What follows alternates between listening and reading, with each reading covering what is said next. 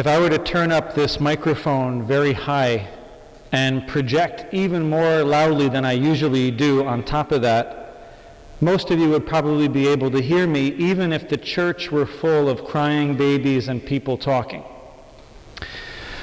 But if I lowered my voice to a very soft whisper, there's only one way you could hear me. You could only hear me if first you and everything around you were silent. And that's because you need silence to hear the voice of somebody who whispers. In our first reading today from the book of Kings, the prophet Elijah is in a cave on Mount Horeb when a voice tells him to go stand outside because God is about to speak. First, a strong and heavy wind blows, but God is not in the wind. Then there's an earthquake, but God is not in the earthquake. Then there's a fire, but God is not in the fire. Finally, there is a tiny whispering sound, and that's where Elijah encounters God. God speaks to him in a tiny, soft whisper.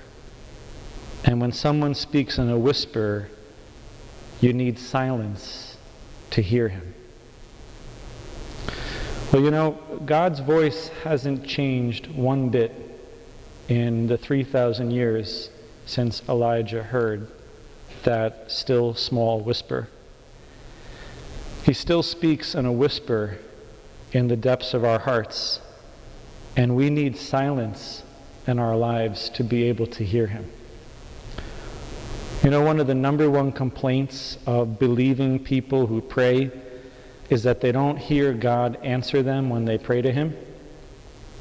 But one of the number one reasons why we don't hear God the way we want to is that we don't have adequate silence in our lives. I want to share with you an observation from the Catholic speaker Matthew Kelly.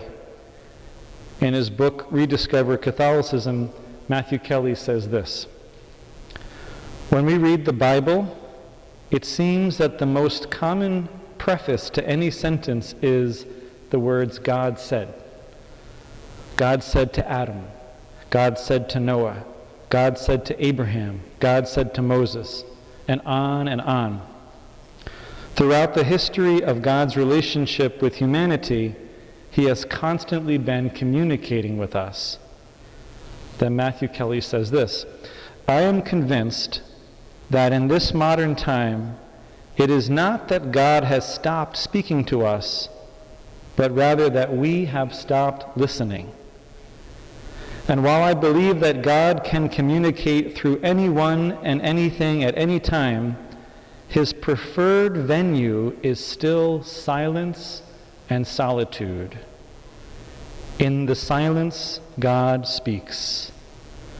Or perhaps it is just that in the silence, away from the hustle and bustle of the world, we are able to hear him." You get the point? We need silence in our lives if we are going to hear God and grow interiorly. And we need to be constantly reminded of the importance of carving out times for silence every single day, even if it means getting less sleep or getting less things done or not listening to the news in the car or turning off the TV. I think one of the graces of the pandemic we just went through, with all of its tragedies and challenges, is that a lot of people isolated in their homes experienced silence for the first time in their lives. That can't end now that things are starting to open up again. It's actually when things get busy that we need silence more than ever. So now that the world is getting back to business as usual, what do you plan to do to carve out time for silence into your everyday life? Make a plan and stick to it so you don't miss out on the important messages being sent to you from above by the still, small whisper of God.